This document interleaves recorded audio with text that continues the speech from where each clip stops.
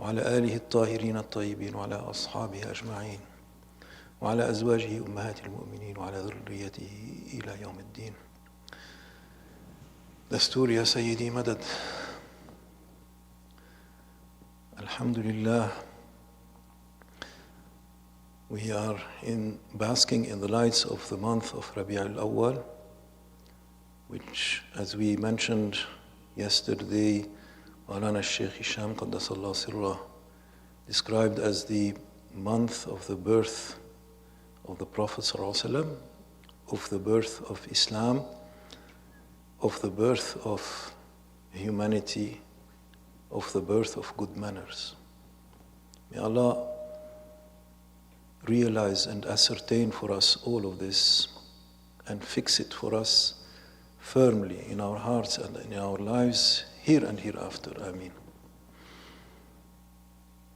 May Allah subhanahu wa ta'ala grant us to be full human beings in the sense of Khilafah and its secret, which even the angels were in wonder and awe about and asked with earnest inquiry in His august presence, subhanahu wa ta'ala. And He said, Inni a'lamu ma la ta'lamun.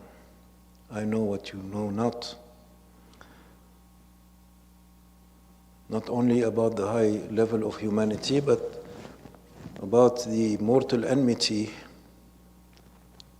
of one that was among them also, who was going to rebel, and the angels did not even know about that. Although He had gone around asking them, what will you do when Allah breathes lives into this body that He has created? It was the body of our father Adam alayhi salam, before the spirit was breathed into him. And if He asks you to serve Him and prostrate to Him, subhanallah, that Azazil, as he was known at that time, already had that knowledge that this was going to happen. And the angel said, well, of course we will obey and prostrate and serve. Allahu Akbar.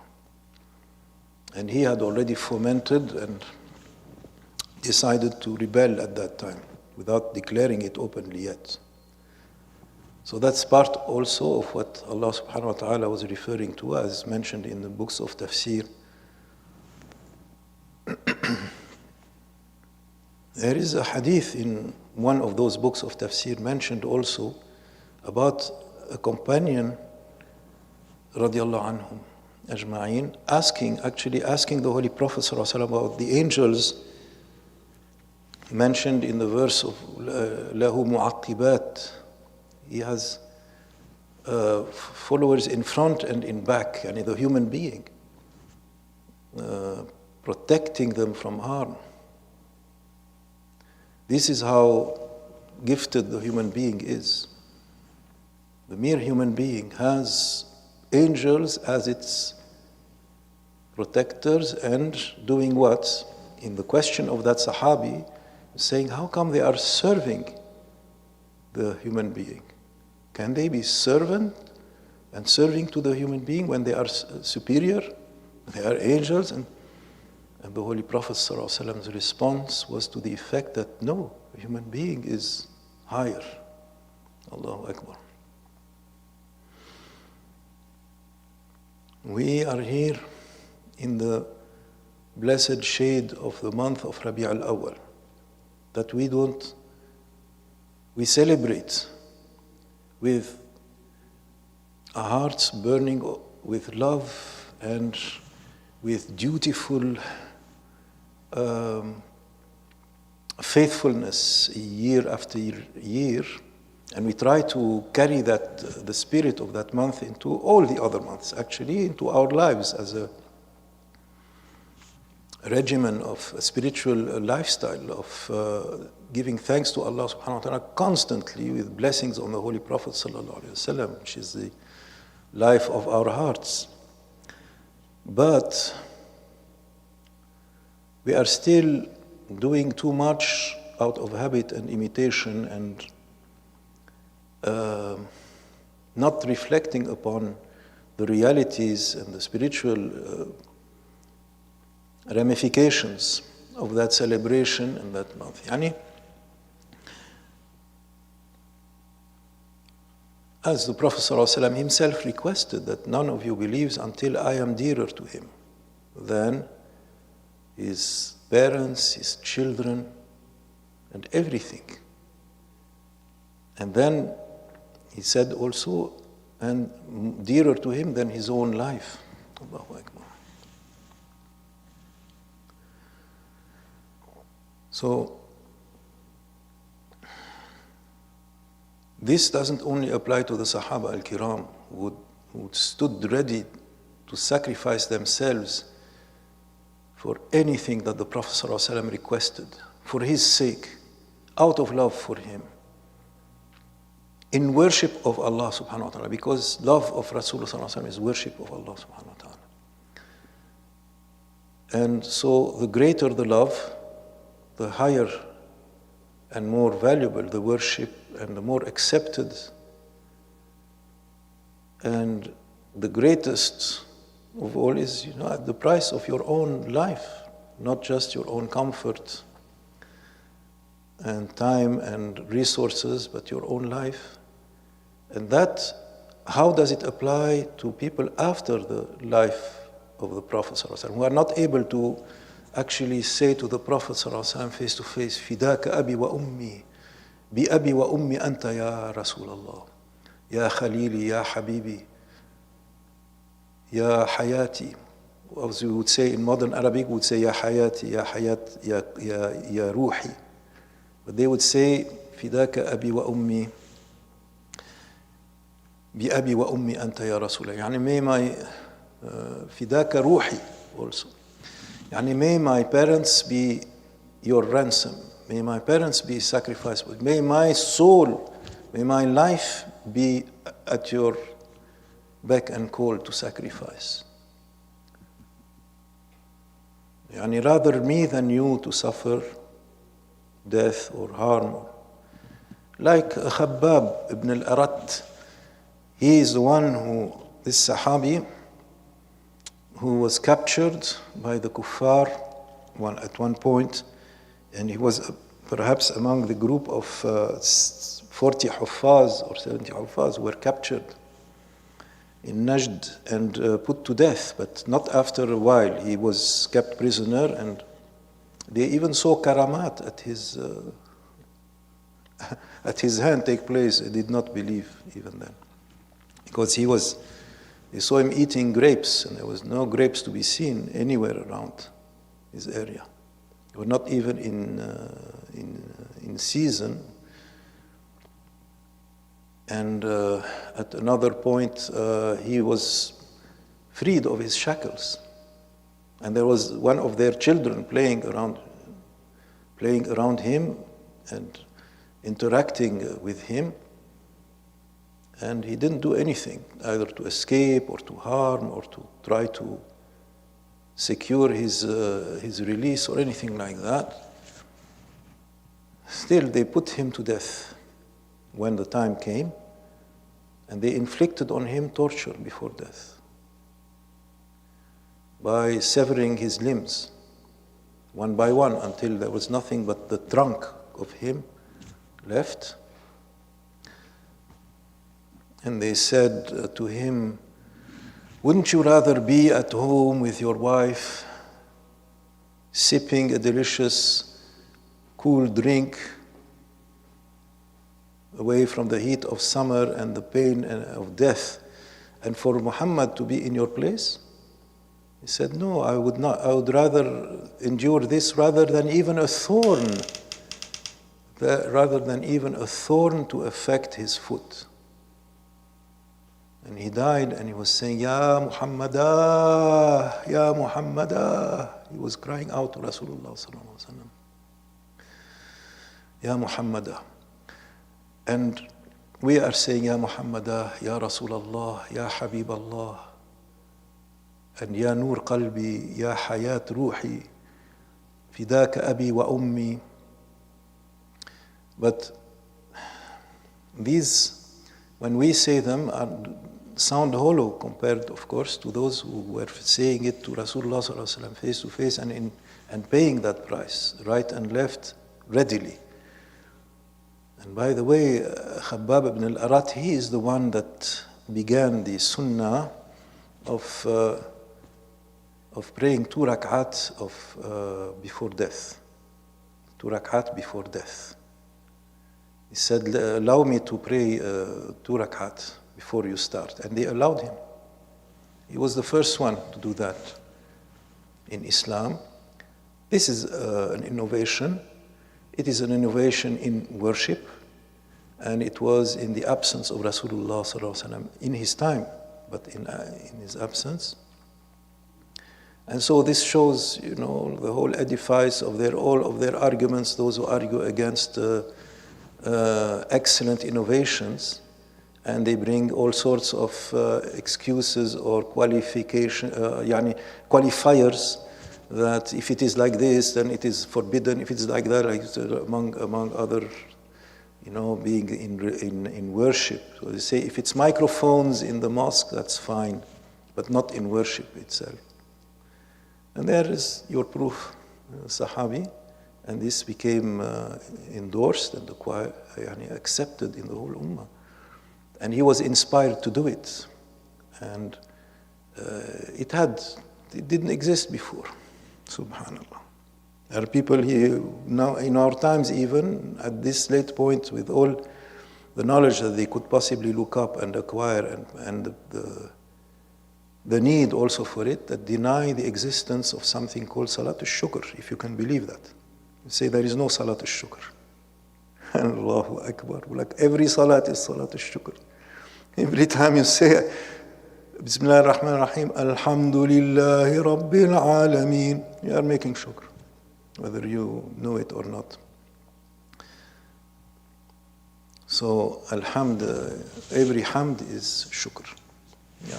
But not every shukr is hamd. Look it up in the tafsirs.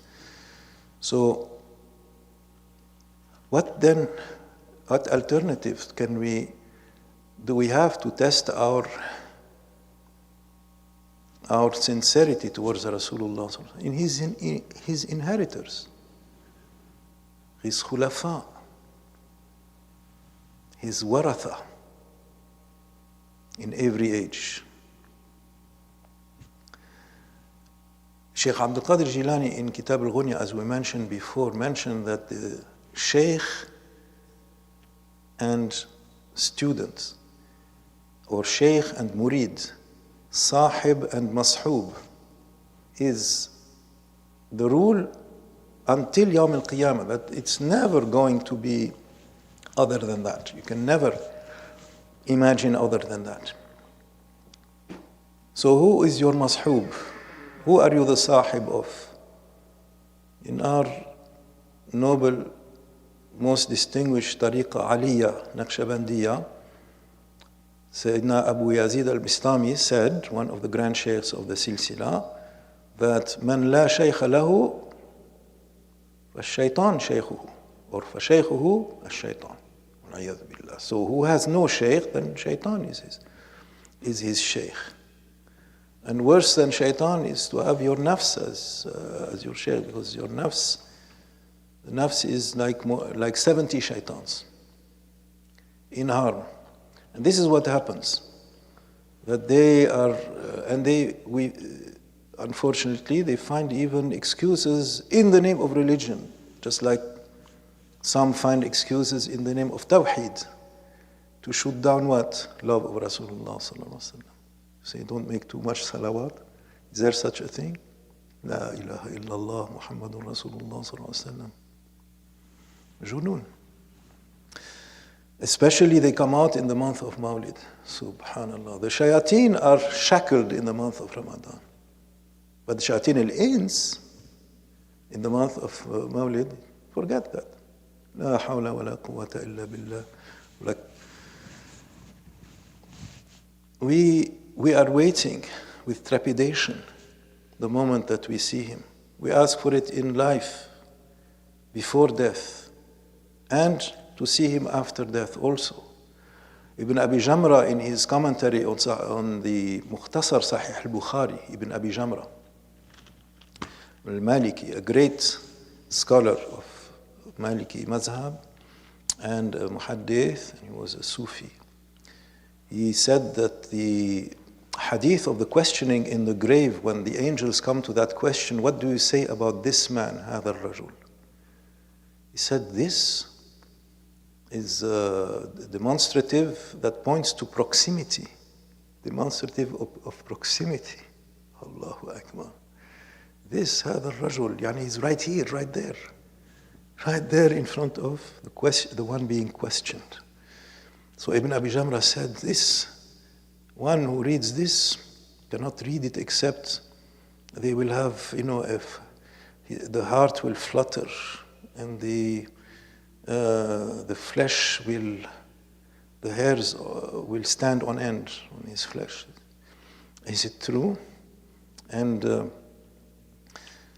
they will stop and start reflecting about that they will be seeing Rasulullah sallallahu alaihi wasallam first thing in the grave. Allah, you said, he said we are running to that moment to see Rasulullah sallallahu alaihi wasallam, just to be able to see him like that, if then at least. But to see him before then, that is also our request. So to make salawat sallallahu has been said by consensus that it facilitates that. It is likelier. It makes it likelier. So if anything, to make more salawat is guaranteeing that.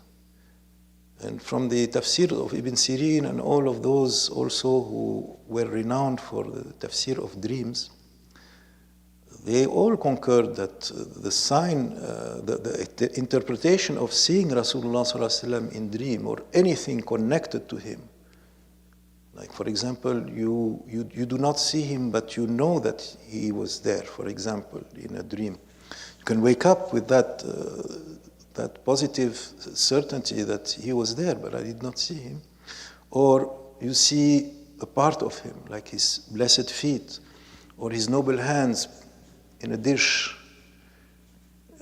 and the dish reaches you.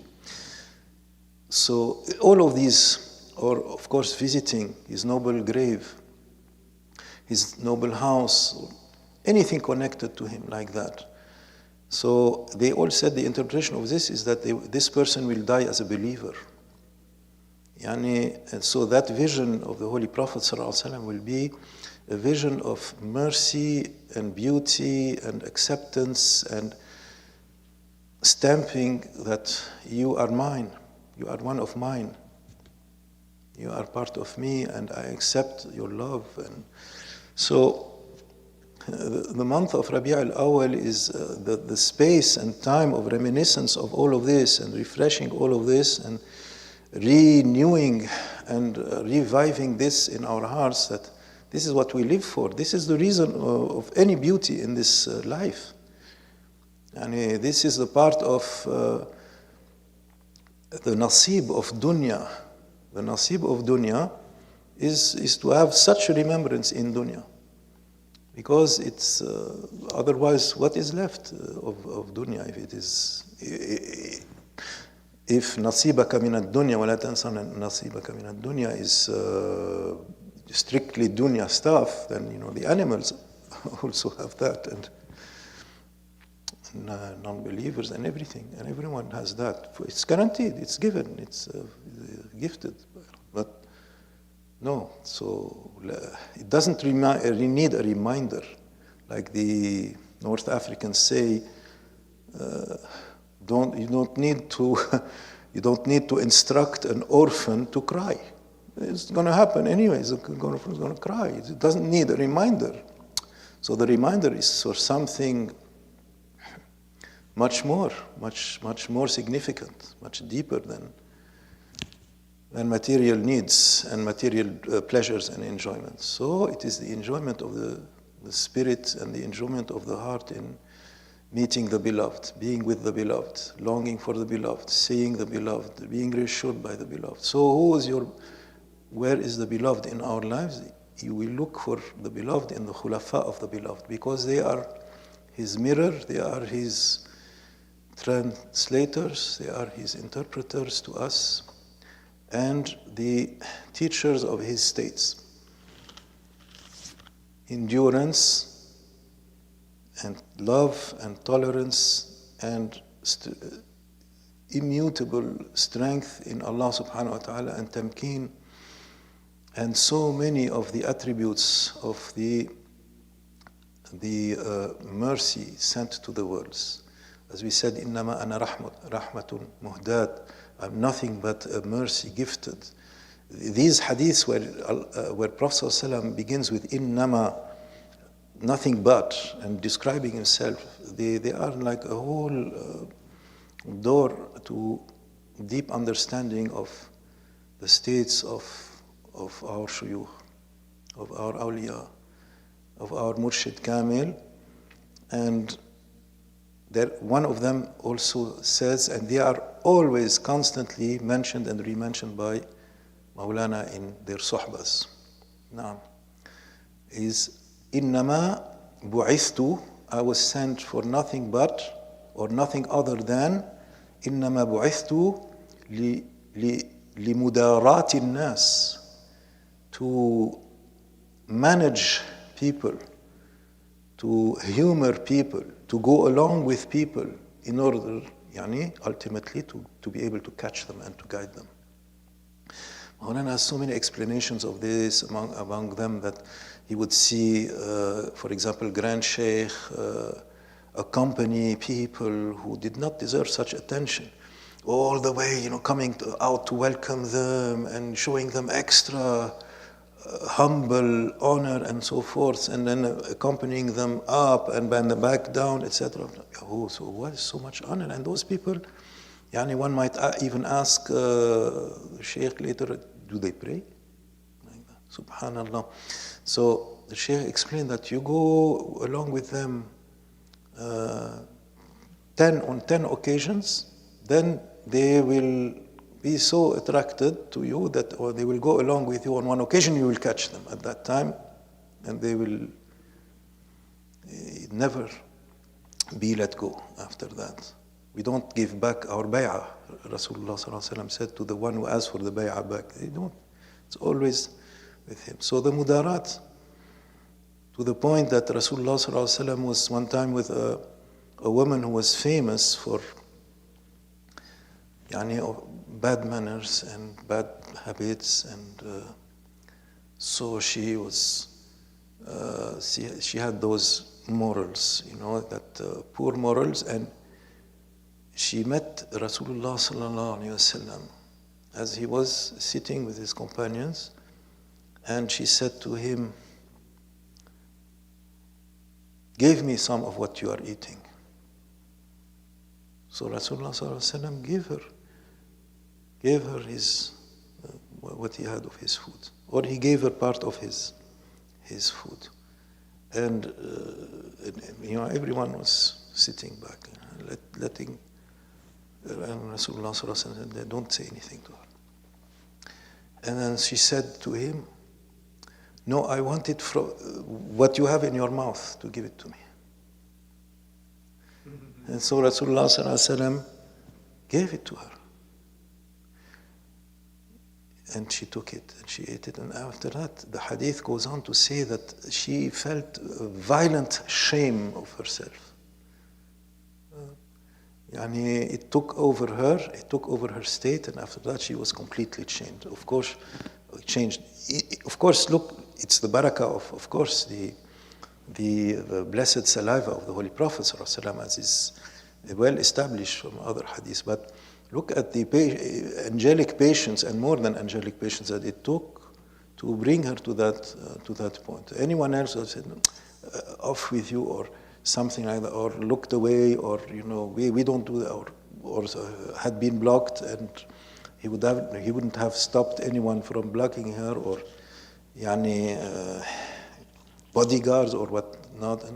No, but Rasulullah sallallahu alaihi wasallam the Sultan of Sultans and Sultan al-Anbiya wal Rusul, with such humbleness that she felt lost in that ocean of mercy and humbleness, and she felt shy, and she changed. And like the Sahara of Fir'aun, from that to Wali.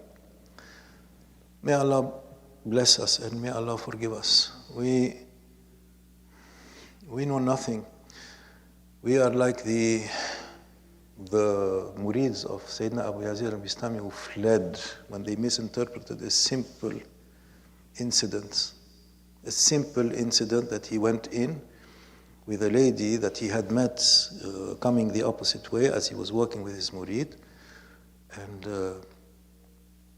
spoke to her, and then we went into a house together.